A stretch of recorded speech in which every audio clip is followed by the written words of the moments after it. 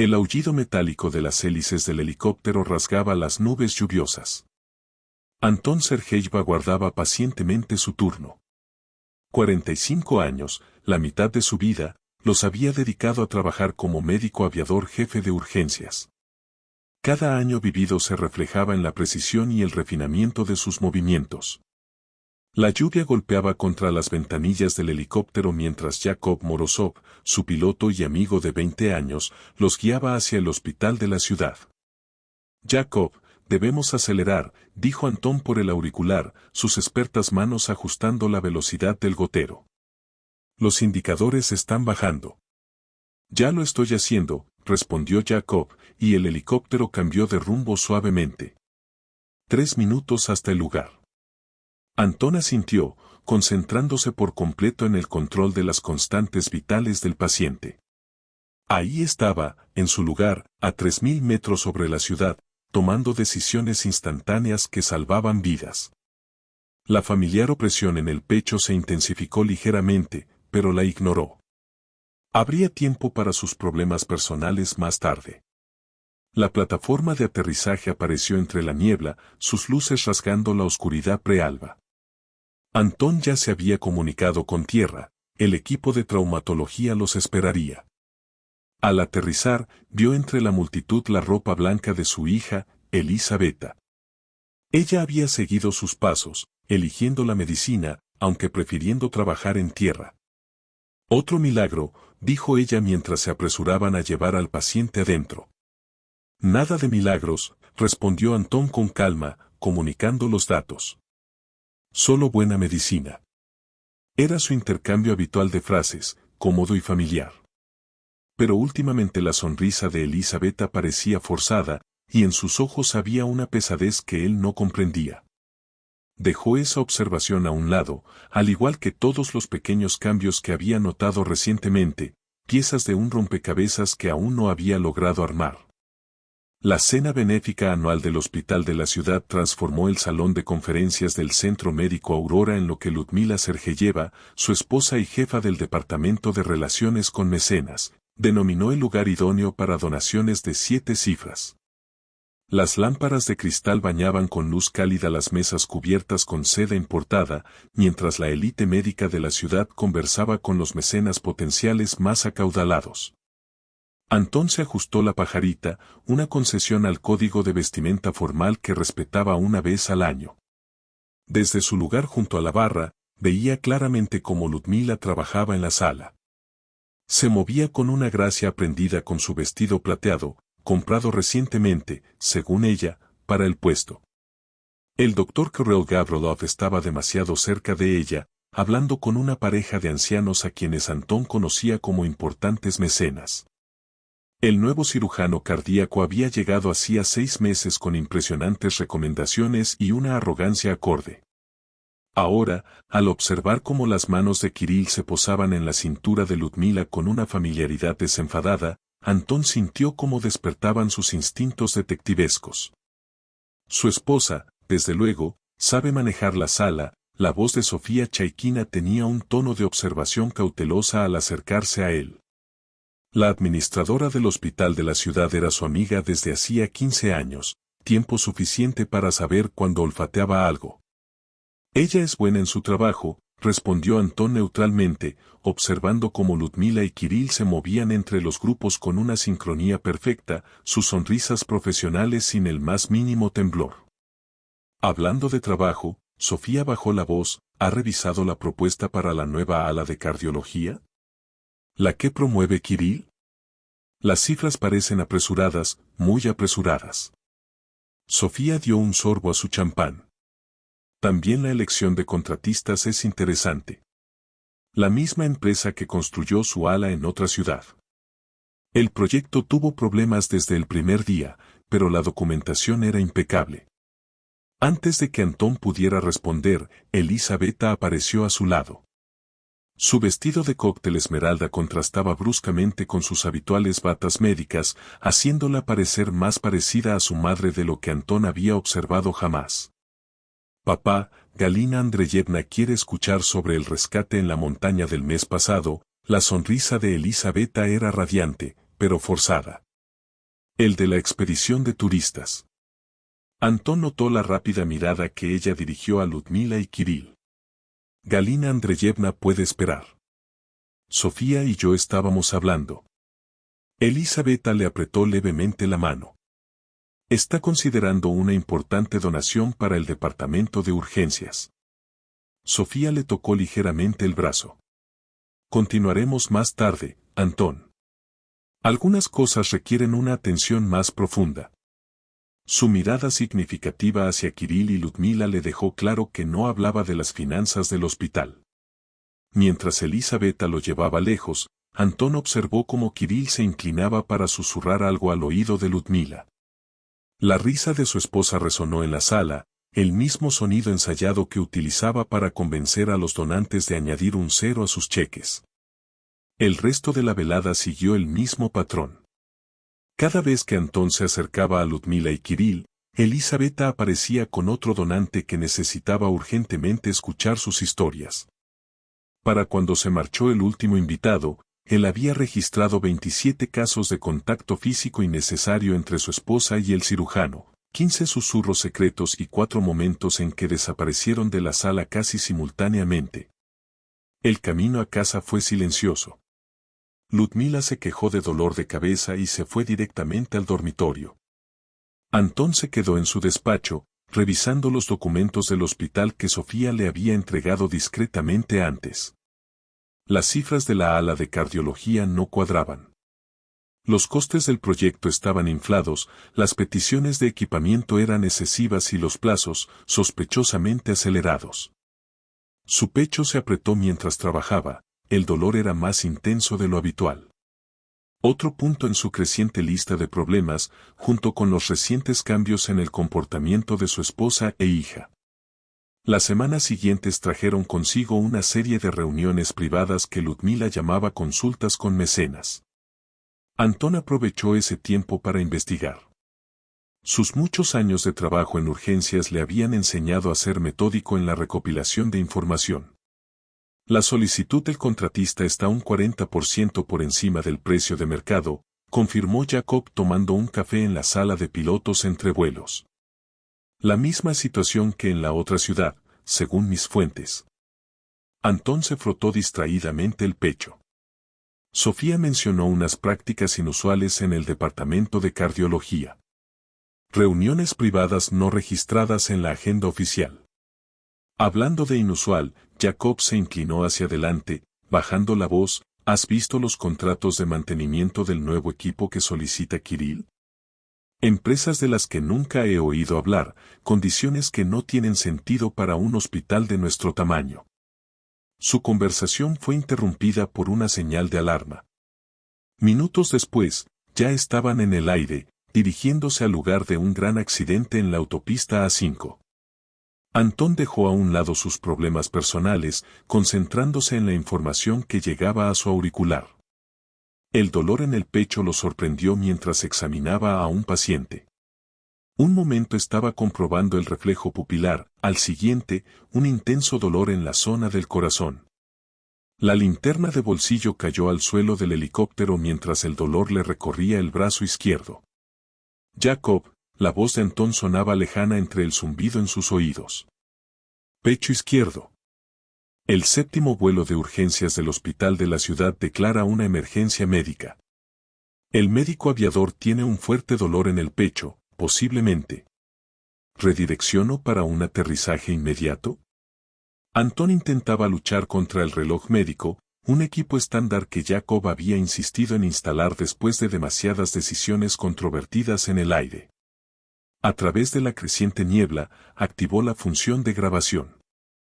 Años de trabajo con casos complejos le habían enseñado a documentarlo todo.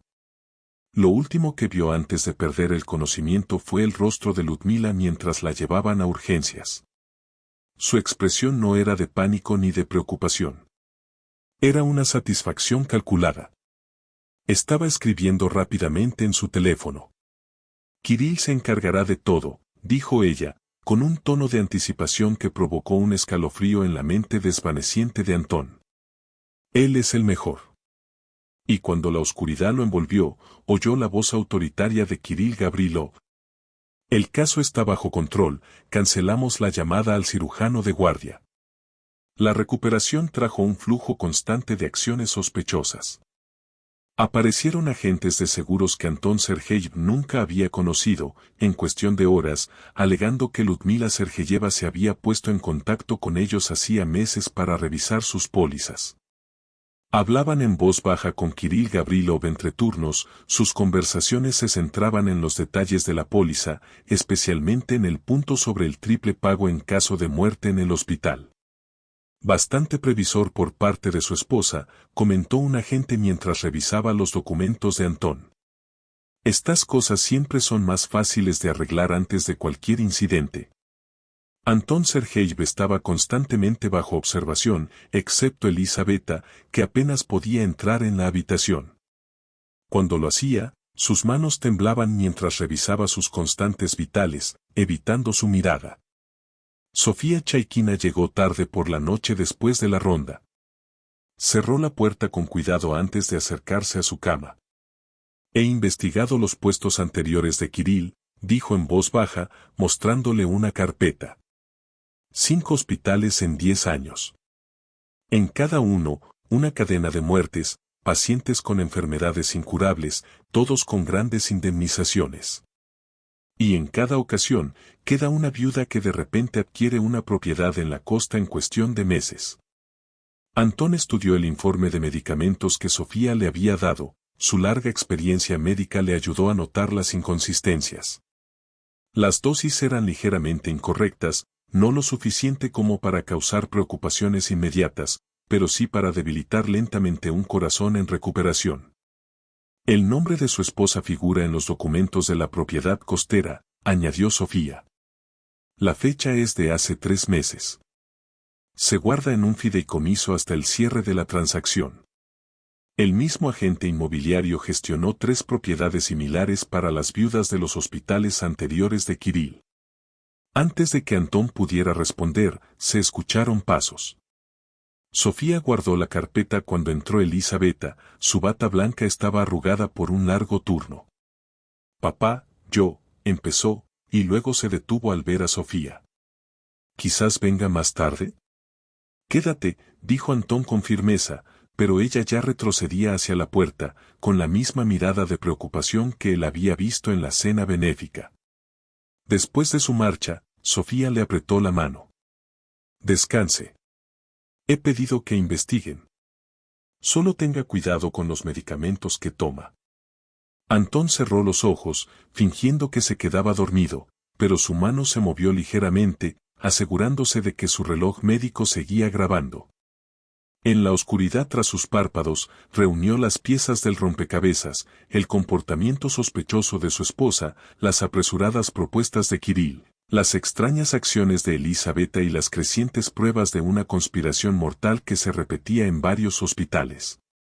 El dolor en el pecho seguía ahí, pero ahora tenía un carácter diferente. No era solo una afección médica, era una traición, cuidadosamente planificada y ejecutada profesionalmente. Pero Anton Sergeyev había pasado 20 años salvando vidas, no para rendirse cuando las cosas empeoraban. Respiró con regularidad, escuchando cómo el interno de Kirill ajustaba el gotero con los medicamentos. Creían que estaban tratando con un paciente debilitado, afectado por una operación y por la pena. No tenían ni idea de que le habían dado exactamente lo que necesitaba, un asiento en primera fila de su operación, cada palabra y acción de la cual estaba siendo grabada por el dispositivo en su muñeca. El juego no había terminado, sino que acababa de comenzar. El silencio de medianoche en la habitación de Antón solo lo rompía el regular latido de los monitores. Sus ojos permanecieron cerrados, su respiración era regular, cuando unas voces familiares llegaban desde la puerta entreabierta. El reloj de su muñeca parpadeaba silenciosamente, grabando cada palabra. La cuenta en el paraíso fiscal está lista, la voz de Kirill tenía un tono de impaciencia. Una semana más de este juego de espera y corremos el riesgo de que alguien descubra el patrón. No me des lecciones sobre patrones, cortó Ludmila. El clic-clac de sus tacones sobre las baldosas indicaba su inquietud. He manejado la documentación de 3 hospitales sin dejar rastro.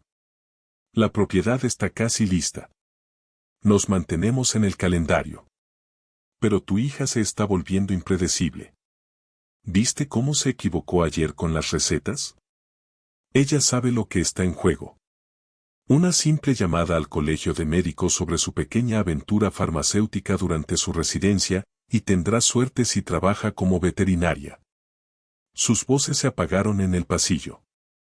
Antón esperó 5 minutos, luego pulsó el botón de llamada. Elisabetta apareció al cabo de unos instantes, su bata blanca estaba arrugada, y tenía ojeras bajo los ojos. Sus constantes vitales son estables, dijo mecánicamente, evitando su mirada, comprobando los monitores. Siéntate, la voz de Antón era suave, pero llevaba la misma autoridad que utilizaba durante los rescates críticos. Cuando ella dudó, añadió. ¿Recuerdas a ese turista que evacuamos cuando tenías 10 años? Le sostuviste la mano durante todo el vuelo, le prometiste que todo estaría bien. Esa eras tú, Elisabetta, pero ahora no lo eres. Las palabras dieron en el blanco. Elisabetta se desplomó en la silla, y las lágrimas rompieron su fachada profesional. Nunca quise. Durante la residencia los turnos eran interminables. Alguien me ofreció un medicamento para no dormir, luego otro para dormir. Fue tan rápido. Kirill y tu madre lo descubrieron, asintió, desdichada. Dijeron que ayudarían a mantenerlo en secreto, que protegerían mi carrera, pero era solo una forma de presionarme. Primero necesitaban información sobre tu horario, acceso a tus registros, luego ajustes en los medicamentos, firmas en horarios modificados, detalles. La voz de Antón se fortaleció. Todo lo que te obligaron a hacer. Empieza desde el principio.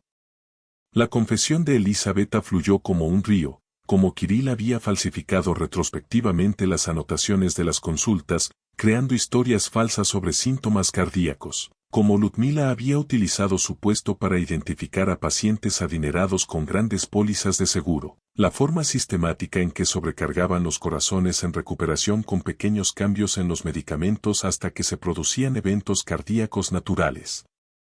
Hay otros, susurró Elisabetta. Otros residentes. Controlan una clínica privada a donde intentan trasladarte. Es propiedad de un amigo de Kirill de la Facultad de Medicina. Los pacientes que ingresan allí no regresan. La expresión de Antón permaneció neutral, pero su mente catalogaba cada detalle. Los cambios en los medicamentos. Muéstrame, Elisabetta, con manos temblorosas, sacó su historial. Son microdosis sutiles de medicamentos que sobrecargan el corazón. Nada lo suficientemente evidente como para provocar alertas en la farmacia, pero el efecto acumulado con el tiempo. Señaló prescripciones concretas. Todo esto está falsificado. Yo firmé algunas. No firmarás nada más, su tono no admitía réplicas. Ahora escucha atentamente. Mañana por la mañana harás tu ronda como de costumbre, compórtate con normalidad. Cuando Kirill o tu madre te den instrucciones, acepta, pero no hagas nada. ¿Entendido? Ella asintió, secándose los ojos. Papá, estoy tan... Basta, la interrumpió. La redención llega a través de las acciones, no de las palabras. Vete. Después de su marcha, Antón activó el teléfono. La llamada fue contestada al primer tono. Jacob, es hora de usar ese favor de Arsène Volkov. La mañana siguiente trajo una tormenta de actividad. Jacob llegó temprano, con café y una gruesa carpeta con registros de vuelos. Arsène está a bordo, informó en voz baja.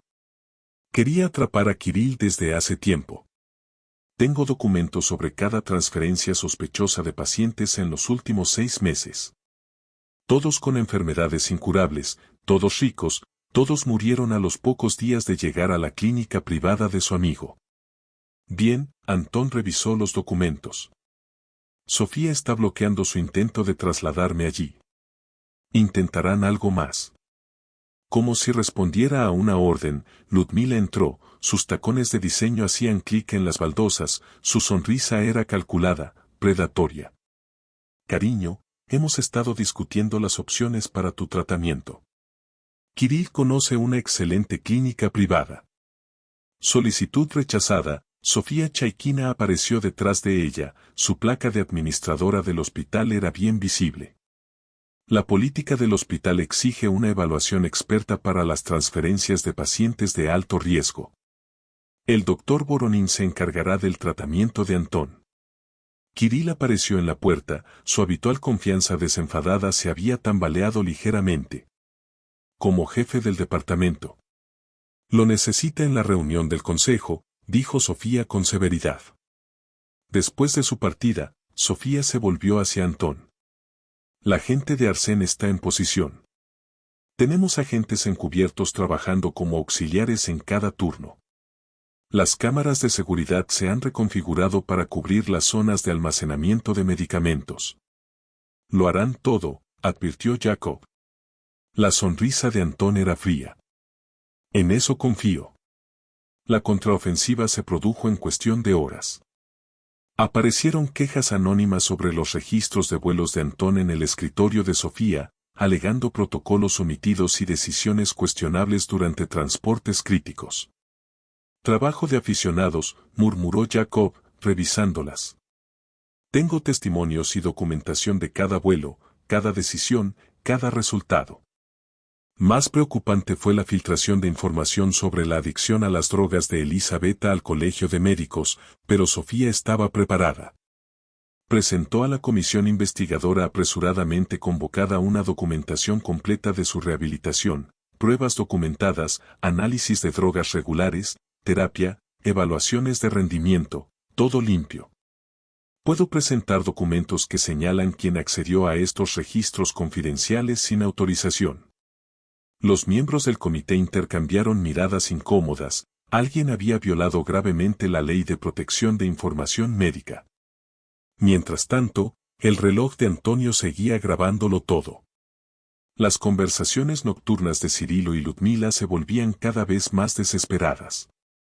La compañía de seguros estaba realizando una auditoría de los casos anteriores. Necesitamos acabar con esto ahora mismo, siseó Cirilo durante una visita nocturna. Entonces deja de hablar y hazlo. La transferencia falló, pero aún tenemos acceso a los medicamentos. Haz que parezca natural, como en los otros casos, la voz de Ludmila era gélida. La última noche llegó tal como Antonio había predicho. Su habitación estaba a oscuras cuando Ludmila y Cirilo entraron, llevando nuevos medicamentos. Qué lástima lo de las complicaciones cardíacas, suspiró Ludmila, su voz rebosaba una preocupación fingida. Al menos, el triple pago asegurará el futuro de Elizabeth. Hablando de pagos, la voz de Antonio los hizo detenerse a ambos mientras se sentaba, quitándose la máscara de oxígeno. Deberían haber revisado mejor mi reloj, querida. Graba todo en un radio de 6 metros, incluyendo su plan para asesinarme. La luz se encendió. Agentes salieron del baño y del armario, con las armas listas. Arsén Volkov dio un paso al frente, su insignia brillando. Doctor Cirilo Gavrilov, señora Ludmila Sergeeva, anunció con satisfacción. Ustedes están arrestados por conspiración para cometer asesinato, fraude de seguros y una creciente lista de cargos. No podrán probar nada, gruñó Cirilo, pero su rostro palideció. De hecho, dijo Sofía Chaiquina, levantando una tableta, podemos probarlo todo. Las familias de sus víctimas anteriores fueron muy cooperativas cuando se les mostraron las pruebas del fraude de seguros y los asesinatos intencionales. Mientras los llevaban esposados, Ludmila hizo un último intento de golpe. Elizabeth también está involucrada. Ella falsificaba gráficos, cambiaba las recetas de medicamentos. Antonio la interrumpió con frialdad.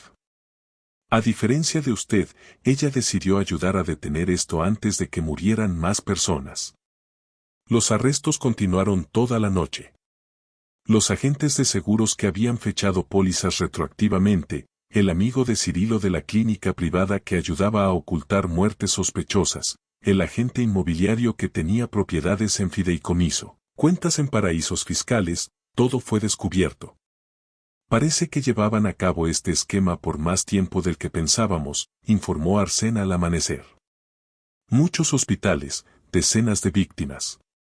Más pruebas para la acusación, la voz de Antonio era firme. La mañana trajo una procesión de agentes recolectando evidencia y tomando declaraciones. Durante todo esto, el reloj de Antonio siguió grabándolo todo, no porque fuera necesario, sino porque la documentación meticulosa se había convertido en un hábito. Sofía Chaiquina observaba con sombría satisfacción. El consejo se reunirá para discutir un reemplazo urgente en cardiología y en el departamento de relaciones con mecenas.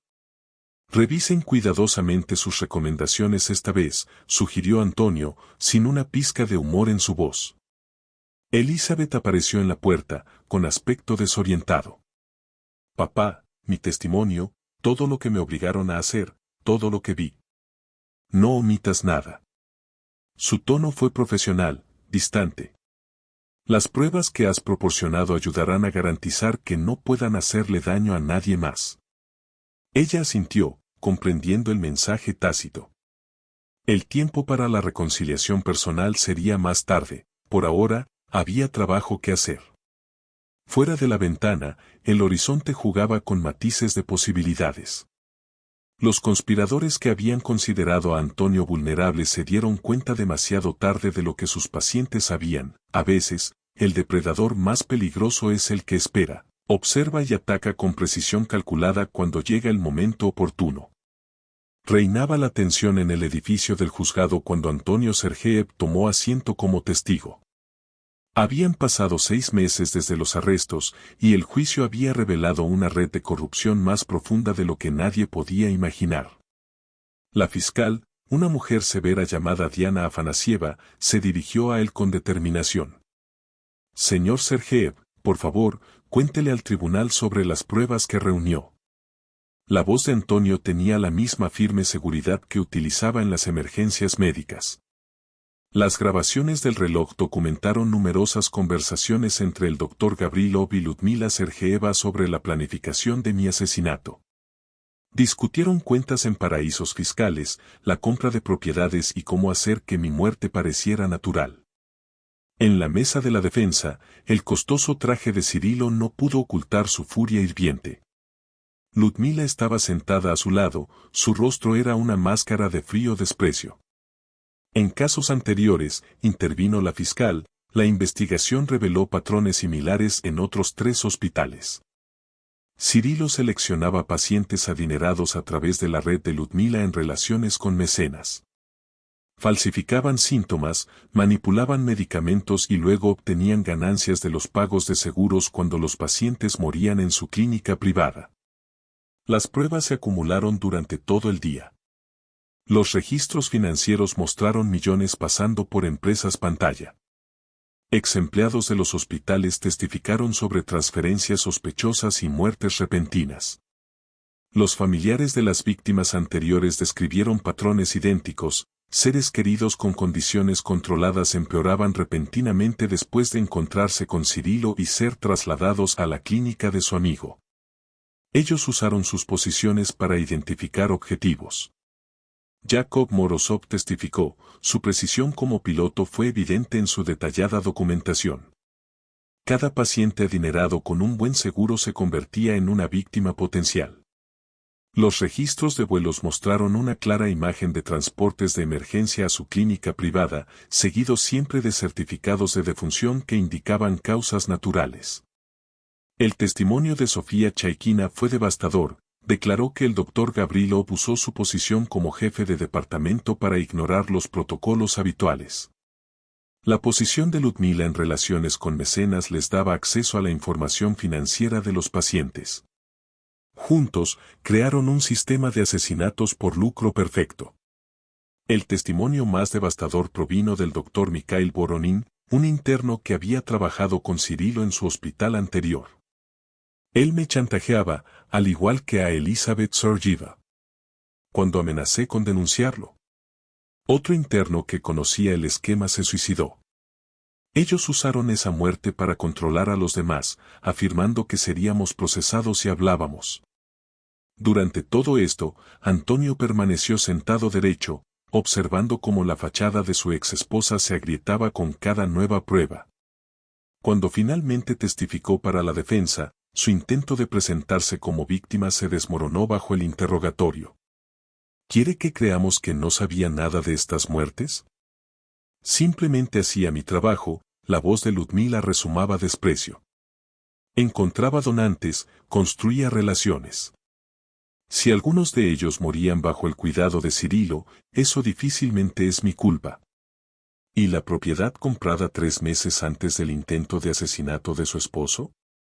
¿La propiedad pagada con dinero directamente relacionado con los pagos de seguros de las víctimas anteriores? Antonio era un necio, siseó Ludmila, su máscara finalmente se había caído. Tan preocupado por salvar vidas que nunca vio las oportunidades. ¿Sabes lo que es estar casada con un hombre tan ciega y piadosamente justo? Cirilo entendía las ambiciones. Sabía cómo convertir a todos esos pacientes moribundos en algo útil. El jurado necesitó menos de 6 horas para emitir un veredicto. Cirilo se mantuvo altivo mientras el forense leía los cargos, su confianza se desmoronaba con cada culpable. 30 años por conspiración para cometer asesinato, otros 30 por las muertes en hospitales anteriores, décadas adicionales por fraude, extorsión y lavado de dinero. Luego siguió la sentencia de Ludmila. Ella permaneció fría y tranquila hasta que el juez habló. Sus acciones traicionaron no solo sus votos matrimoniales, sino también la confianza fundamental entre las instituciones médicas y el público. Usted usó su posición para identificar víctimas, explotó a las familias en su momento más vulnerable e intentó asesinar a su propio esposo por lucro. 30 años parecen insuficientes, pero es lo máximo que puedo imponer. Mientras los llevaban, Ludmila se volvió hacia Antonio. Espero que estés satisfecho con tu victoria moral. ¿Valió la pena la destrucción de todo lo que construimos? La respuesta de Antonio fue tranquila, medida y definitiva. No construimos nada. Salvaba vidas mientras ustedes urdían planes de muerte. La única diferencia es que ahora todos saben quiénes son en realidad. Los acontecimientos posteriores trajeron consigo cambios significativos. Isabel, a cambio de inmunidad, testificó sobre su participación forzada. Su voz temblaba mientras describía con detalle cómo habían explotado su adicción y amenazado su carrera. Comencé a consumir el fármaco durante mi periodo de prácticas, confesó ante el tribunal. Cirilo se enteró, me ofreció ayuda para mantenerlo en secreto, y luego empezaron poco a poco, me pedían que modificara las prescripciones, que firmara cambios en las historias clínicas. Cuando comprendí lo que estaba sucediendo con los pacientes, me amenazaron con revelar mi historial de consumo de drogas, diciendo que ya estaba implicada, que perdería mi licencia médica. El juez recomendó las mínimas condiciones para la inmunidad a cambio de su cooperación. Una semana después, Isabel fue trasladada al departamento de traumatología de otro hospital, en otra ciudad. Su despedida de Antonio fue breve, profesional. Dejó una carta en el cajón de su escritorio, carta que él dejó sin abrir. Más tarde, las cámaras registraron el registro en la clínica privada del amigo de Cirilo, su amigo de la Facultad de Medicina fue escoltado esposado. La auditoría forense reveló decenas de muertes sospechosas, cada una siguiendo el mismo patrón. Pacientes adinerados ingresaban, se realizaban enormes pagos de seguros, y los pacientes fallecían. Se descubrieron cuentas en paraísos fiscales por un total de millones. He revisado los últimos casos, informó Sofía Chaiquina desde el despacho de Antonio. Cada pago del seguro de las víctimas, cada transacción inmobiliaria, todo está perfectamente documentado gracias a su propia avaricia. ¿Y la casa en la costa? Preguntó Antonio, aunque ya conocía la respuesta. Arrestada junto con todo lo demás. El fiscal está negociando la entrega de los fondos a las familias de las víctimas. Antonio asintió, satisfecho. La justicia tenía su propia precisión, a diferencia de los cálculos médicos que realizaba cada día en el aire.